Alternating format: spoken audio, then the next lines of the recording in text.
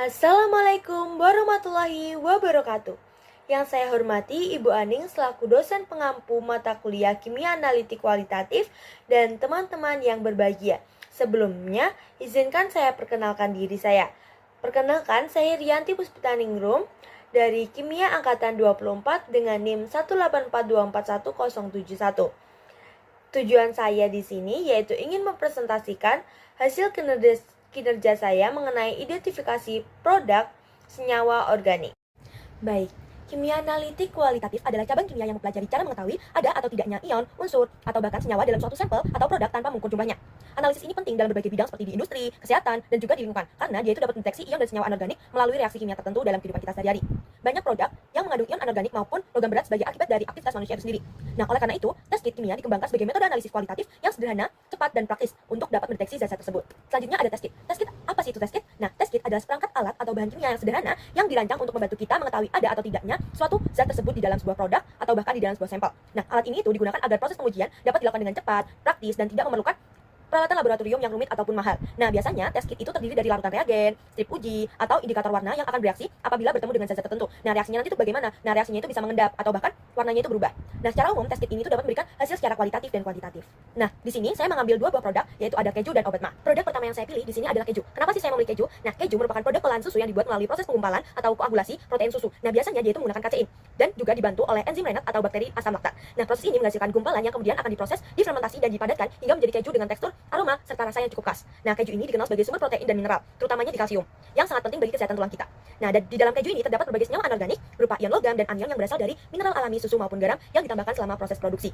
Nah, ion-ion ini berperan dalam tekstur, rasa, dan nilai gizi kesehatannya. Nah, di dalam keju itu ada anion dan kation apa saja sih? Nah, di dalam keju ini ada 4 kation, yaitu ada kalsium, natrium, kalium, dan magnesium. Sedangkan di anion dia juga terdapat 4 anion, yaitu klorida, fosfat, sitrat, dan laktat. Selanjutnya, yaitu untuk pengujian cara kerja dan prinsip test kit. Nah, di sini saya mengambil kation Ca2+ atau kalsium. Nah, yang pertama-tama bagaimana sih caranya kita untuk mendeteksi agar kita menemukan kation Ca2+. Nah, yang pertama-tama sampel keju itu diajarkan menggunakan aqueous panas. Kemudian sampelnya itu akan dibagi menjadi dua, di tabung reaksi pertama dan tabung reaksi kedua. Nah, tabung reaksi pertama ini digunakan sebagai untuk uji kation. Nah, caranya itu gimana sih? Nah, yang pertama gunakan kawat os dan HCl lalu dipanaskan. Jadi nanti kawat osnya dikasih HCl, kemudian dipanaskan, dikasih HCl lagi dan dipanaskan lagi. Apabila merasa sudah steril, itu baru kawat osnya sudah dipanaskan tadi dimasukkan ke dalam sampelnya kita. Nah, setelah dimasukkan ke dalam sampel, kemudian dipanaskan pada nyala api yang membara. Nah, nanti apabila berwarna merah kekuningan berarti dia merupakan positif Ca2+ karena kalsium merupakan warna nyalanya yaitu merah kekuningan. Nah, selanjutnya itu dengan berikan 1 tetes larutan zat pada objek gelas, kemudian tambahkan 1 tetes asam sulfat. Kemudian panaskan di atas nyala api secara perlahan hingga menimbulkan uap, lalu dinginkan. Nah, kemudian kalian bisa lihat di mikroskop. Kalian akan melihat kristal jarum. Nah, di situ uji positif dari kalsium merupakan adanya kristal jarum pada senyawa tersebut. Nah, apabila uji 1 dan uji 2 itu positif, maka dapat disimpulkan bahwa senyawa kalian terdapat kation kalsium atau Ca2+. Selanjutnya, di sini ada uji anion. Di sini saya mengambil uji anion Cl-. Nah, pertama-tama gunakan kawat tembaga Cu yang telah dibersihkan dengan digosok menggunakan amplas dan kemudian dipanaskan di nyala api hingga tidak berwarna. Nah, setelah sudah, tambahkan sedikit zat atau sampel yang sudah dilarutkan atau diencerkan, kemudian bakar pada nyala api. Nah, apabila kawat tembaganya itu berwarna hijau, maka dia merupakan positif halogen. Nah, halogen di sini ada ClBr(I). Nah, berarti di sini positif Cl. Selanjutnya, uji yang kedua yaitu berikan 1 ml larutan di tabung reaksi dan tambahkan beberapa tetes AgNO3. Nah, nanti setelah ditunggu beberapa saat nanti akan menghasilkan endapan putih. Reaksinya sih gimana sih? Jadi reaksinya larutan atau zat ditambah dengan AgNO3 menghasilkan AgCl dan NaNO3. Nah, nanti yang mengendap adalah AgCl. Nah, dari kedua uji tersebut, maka dapat disimpulkan bahwa anion yang telah didapatkan dalam sampel tersebut atau dalam keju itu ada anion Cl- atau klorida. Selanjutnya, dampak terhadap lingkungan. Nah, apa saja sih dampak keju terhadap lingkungan? Dampak dari kation dan anion yang ada di dalam keju itu terhadap lingkungan. Jadi, limbah keju yang kaya kation seperti Ca, Mg, Na, dan K serta anion seperti fosfat, nitrat, klorida, dan lain-lainnya dapat mencemari perairan bila dibuang tanpa pengolahan. Nah, peningkatan Ca2+ dan Mg2+ itu menyebabkan kesadahan air yang mengganggu stabilitas organisme akuatik. Kandungan fosfat dan nitrat yang tinggi dari limbah susu dan keju terbukti dapat memicu eutrofikasi dan penurunan oksigen sehingga merusak ekosistem sungai. Nah, selain itu, tingginya laktat juga meningkatkan BOD atau COD yang dapat membuat air itu menjadi anoksik dan dapat mempercepat kerusakan biologisnya. Selain itu, kandungan mineral yang tinggi dan dari limbah susu itu dilaporkan dapat mengubah struktur ekosistem mikroba di perairan. Nah, menurut saya, masalah utama dari limbah keju ini bukan hanya dari kandungan ionnya, tetapi volume limbah organik yang tinggi dapat membuat perairan cepat mengalami overload nutrisi.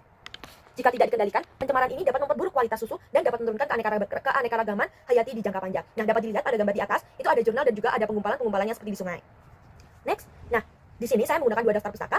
yaitu dari Global Science Research Journal dan dari Al-Hasan S. dan Abdullahi. Selanjutnya, produk kedua saya yaitu ada obat MA. Nah, obat MA ini biasanya obat yang digunakan untuk meredakan gejala MA, asam lambung, atau luka yang ada di lambung. Nah, kondisi ini tuh terjadi ketika produksi asam lambung berlebihan atau terjadi iritasi pada dinding lambung. Nah, kira-kira nih, kation dan anion apa saja sih yang ada di dalam obat MA? Nah, kation dan anion yang terdapat di dalam obat MA itu ada kation yang dulu ada 3 kation, yaitu ada magnesium, aluminium, dan zinc. Kemudian anionnya ada 3 juga, ada hidroksida, karbonat, dan bikarbonat. Kemudian cara kerja dan prinsip test kitnya, bagaimana sih cara mendeteksi kita untuk adanya kation dan anion tersebut? Oke, nah pertama-tama obat MA tersebut itu dihancurkan atau dihaluskan, kemudian ditambahkan dengan aquades atau biasa disebut dengan diencerkan. Nah, setelah diencerkan itu dipisahkan jadi 2 tabung, agar yang tabung pertama dibuat uji kation dan tabung kedua dibuat uji anion.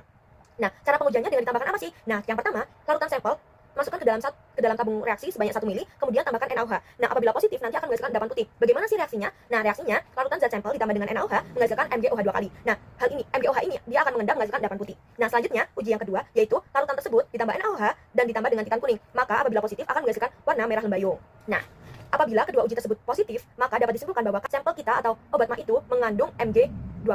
Yang kedua yaitu ada uji anion. Nah, di sini uji anionnya saya mengambil CO3-min. Nah, cara ujinya itu bagaimana sih? Nah, cara ujinya, obat MA yang sudah digerus tadi, sebutnya itu ditaruh di plat tetes. Nah, kemudian ditambahkan dengan H2SO4 atau HCl. Encer. Nah, apabila menghasilkan gelembung berarti dia merupakan positif CO3-min. Nah, uji yang kedua yaitu tambahkan 1 mili larutan ke dalam tabung reaksi, kemudian tambahkan dengan AgNO3. Nah, apabila positif maka terjadi endapan putih. Nah, dari kedua uji tersebut dapat disimpulkan apabila positif bahwa obat MA itu mengandung ion negatif atau anion berupa CO3-min.